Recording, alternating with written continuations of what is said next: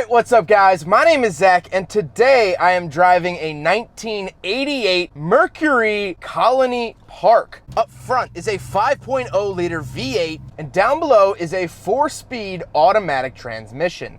Now I am super excited to be driving this here Colony Park for two reasons. But first of all, before I get into that, for the eagle-eyed Ford fanatic in the comments section, this does have an earlier 80s front end put onto it. So the headlights bumper at the very front is different than the 1988. I'll show the 1988 front clip here. That's what this car normally looks like, but again, the front end has been swapped, just so that's clear. But I'm super excited to be driving this here wagon because it's an 80s big-bodied wagon. This is built off the Panther platform, and the 80s was sort of a year of downsizing when it came to cars. But this is not small, and so I'm super excited to be driving it. But before we get on with the rest of the video, if you are interested in helping out the channel, there's a bunch of awesome links in the description below. One is a Bluetooth OBD2 sensor, would not work on this car, but it will pair to your smart device and help you diagnose issues in your vehicle's 1996 and up. There is Con Plates, which is a suction cup license plate mount, or Cash for Cars if you're looking to sell your vehicle. Huge thank you to all of our sponsors, and every purchase helps out the channel. But let's get on with the video. So let's get back to that Ford 302.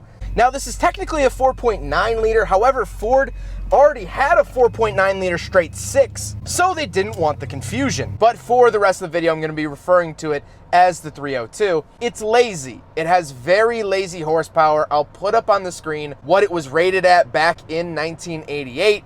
It's not a whole lot, but what it is smooth. This car is so smooth and easy to drive.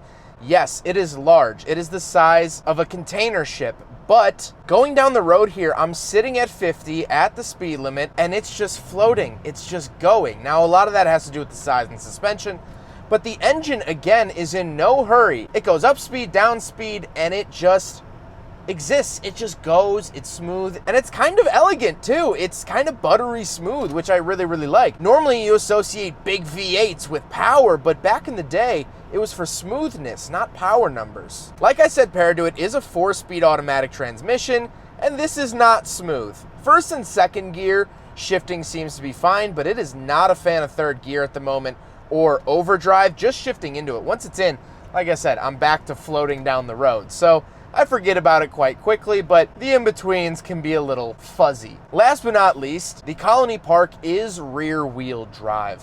So let's talk about the interior. Well, in front of me, I have a bunch of gauges. These feel very early 80s to me. On the left, I have my fuel gauge and all my warning lights. And on the right, I do have my speedometer as well as trip odometer and things like that. I love the squareness of them. They are square gauges.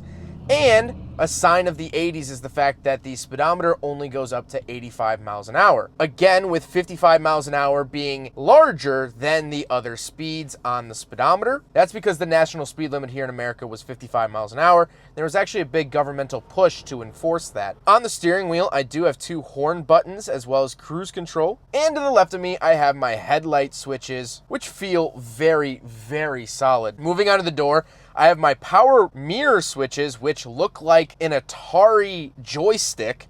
And then I have my power windows and power locks. Now, you could actually get a Colony Park with manual windows still. Even though it was a Mercury, you could still get it with manual windows, which is kind of interesting to me. And moving into the center, I have a digital clock, an aftermarket radio, because of course the radios from the era don't keep up with modern tech, and my climate controls, which I am pleasantly enjoying the air conditioning right now. At the very bottom, I do have an ashtray that pops down as well as a cigarette lighter.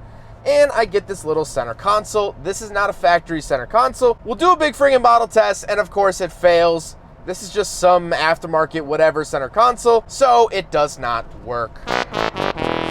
I do technically have a center seat, as we'll start talking about the seats. I have a lap belt in the center if I did want to bring someone along with. And the seats themselves are very, very comfortable. I think that also adds to the floatiness of the car. They're very plush. They're very luxurious. They're red. They have this sort of crushed leather. I love it. I absolutely love it. But speaking of seats, we do have back seats. So let's go do a back seat review. All right, so we're in the back of the 1988 Mercury Colony Park.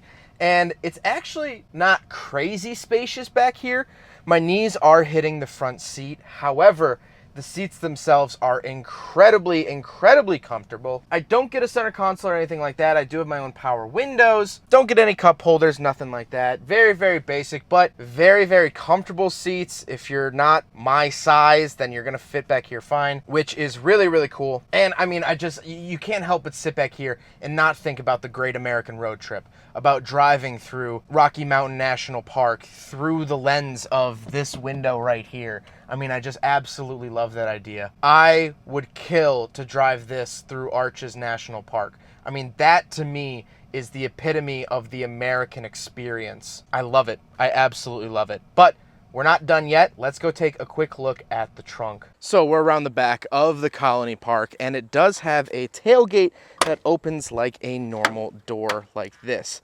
However, this was one of Ford's first vehicles to have the multi-purpose tailgate, where if you roll the window down and pull this, you can actually fold it, I guess, down like a normal tailgate of a pickup truck. However, this window has been kind of finicky with not wanting to roll back up, so I'm not going to chance that for the video. However, like I said, you can actually fold it down like a normal truck pickup truck. Now, coming in here, we do get this hard loading floor. This is a metal loading floor.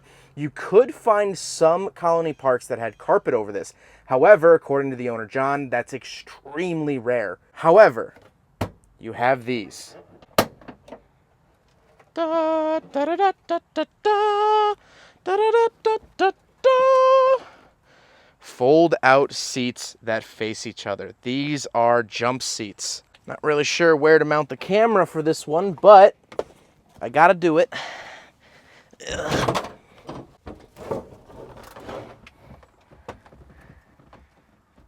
Obviously not at all meant for people my size, but you got jump seats, which is just the most 70s, 80s thing in the world. I'm sure plenty of you have been raised back here, but we can fold these back down.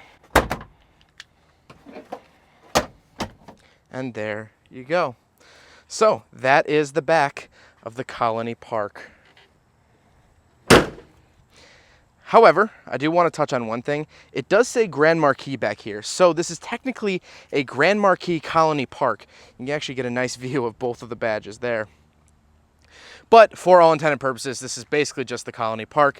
The Grand Marquis name was slapped on a bunch of different things during the era. Now we got to talk about the looks, and I love the look of this. Yes, it's fake wood on the sides, but it all adds to the era of this car. That's what was popular in the mid-80s. And like I said, that front end was swapped on from a earlier 80s Colony Park, where the 88 was actually the first year of the more aero front end, if you will, that I mentioned at the top of the video. But now let's get to my final thoughts here on the Mercury Colony Park. Well, I think this is a very, very interesting time for Ford. The 80s was a weird time for cars in general.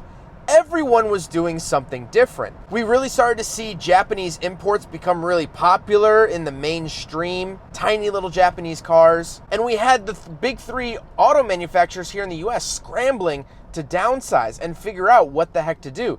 There was a push for better fuel economy, which is why in this generation of Colony Park, you could no longer get the 7.5 liter 460 V8. They downsized it, can you believe that, to the 4.9.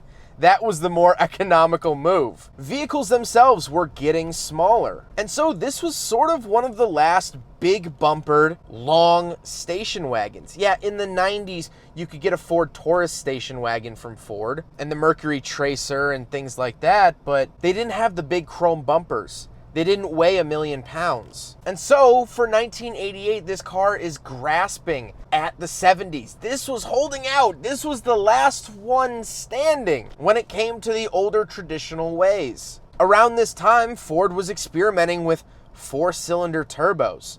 They were starting to really integrate Mazda's lineup into Ford's lineup with the Ford Probe, which was a Mazda MX-6. And so while that transcontinental partnership was blooming, Ford was still putting out this bad boy. In 1988, the Colony Park's days were already numbered. And this car lasted until the early 90s. The 88 wasn't even the last year. And so with this video, with this car, this is really saying goodbye to a history of big body box cars. This was the final brushstroke.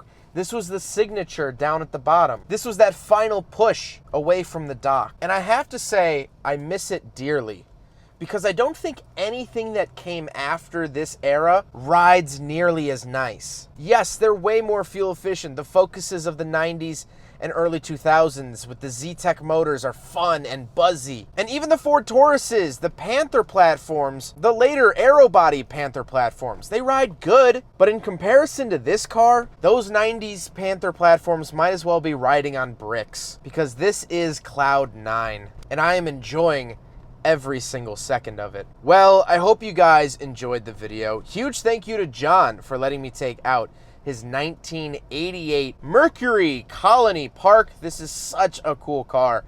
And this really is not only a daily driver for him, but it's a runner. I got in, I turned the key, and I drove it. The AC is blasting cold, which I just think is the coolest thing in the world. And that's what I love to see in cars. It might have a paint blemish or two, but this thing will outrun any of your 90s Fords. And I love that. So again, huge thank you to John. But I hope you guys enjoyed the video. Don't forget to rate the video, comment on the video, and subscribe if you really liked it. Take care, guys.